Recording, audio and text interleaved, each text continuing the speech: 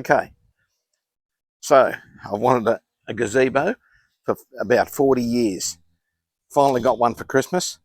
This is it. Just unpacked it. Kings four-wheel drive adventure. We're going to see how it all goes. I've got no idea how to put this together, but we'll, like any other bloke, we won't read the instructions. We'll just go ahead and do it. So, obviously, we'll pull him out as it says. I have seen a few guys on YouTube. I've got Kimmy here helping me. Apparently it's a sort of a two-person job. Okay, get him out a bit bigger. This certainly would be a two-person job, I think. Kimmy, don't you think? Right. Now, before we get too big, apparently we've got to put the cover over the top there and somehow fasten it here onto the Velcro. I think this is the next step. I just thought anyone that's got one of these gazebos, this short video just might be handy on how to do things, or how not to do things in our case. Now, is that the underneath? Yes. So obviously we go up and over like so until we get this pole roughly in the center. I think we're the right way up. Now that's looking okay. And of course, now that we're doing this, the breeze has sprung up. Isn't this the case? I'll pull him out a bit on each corner. This is a one-person, 2-minute job. It probably is once the cover's on the gazebo, but when it's not on, you got to get it on.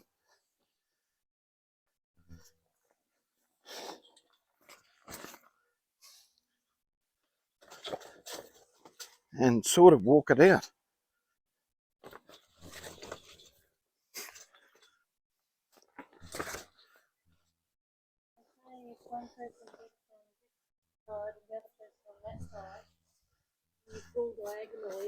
Right, pull diagonally.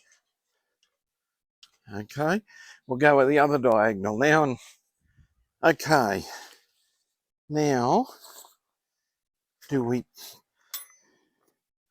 what do we do now? There's two flaps there. They Velcro onto the inside of the leg. I think we do that before we push it up. This is two rookies learning how to assemble a King's Gazebo. Right, now I might get in, make sure this thing is in the center. Push up. Push, that's good in the center. So now we do the legs. I'll do the opposite side leg to you, Kimmy. Put the foot on the bottom. Got that one person job if you're strong enough. Right, same on the other two legs. You push the little bracket up until it clicks and locks into position. Right. Actually, we'll have a look at the pictures of what we're doing, and you can see how we've done these straps. Whether it's right or wrong, we're not sure. I don't know about a one-person thing. Okay, I'll lift this. You're going to have to lift one side as well, I think.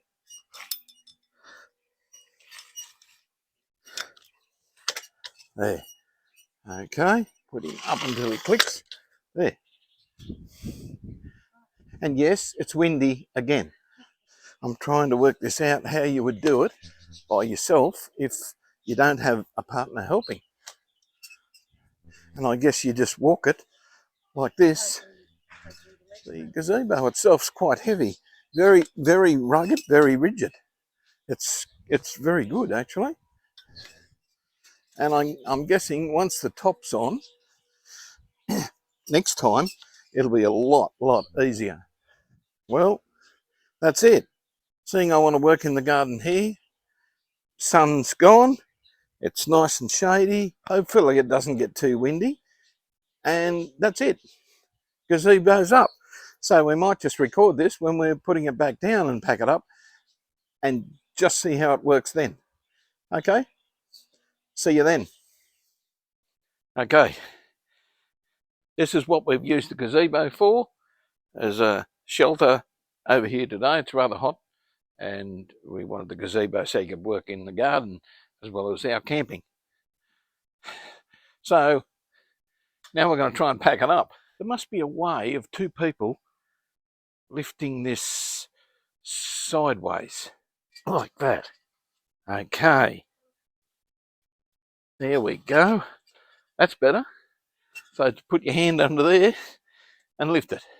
So what we do now is the legs down first, don't we? Yeah.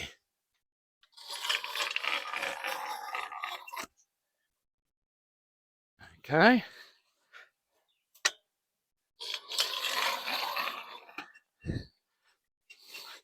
Right. Well, this is the other corner.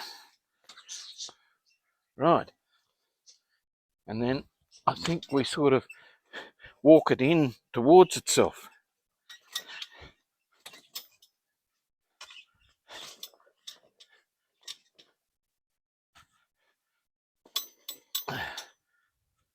So far, so good.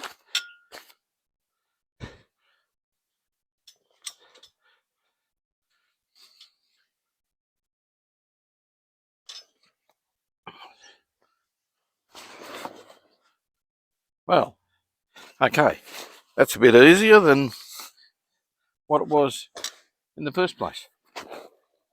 This is a heavy-duty canvas rooftop bag. Doesn't look big enough for a gazebo. Maybe it is. Got to fit in there somehow. I don't think this is a one-man gazebo at all.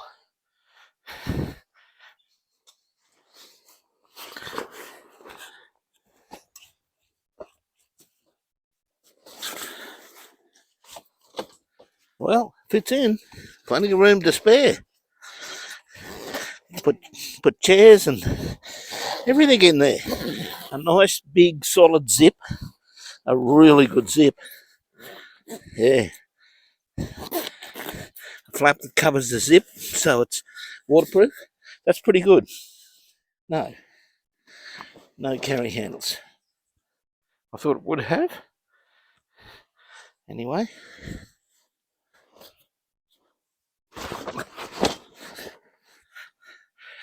It's supposed to be a one-man tent, a gazebo, but I don't know.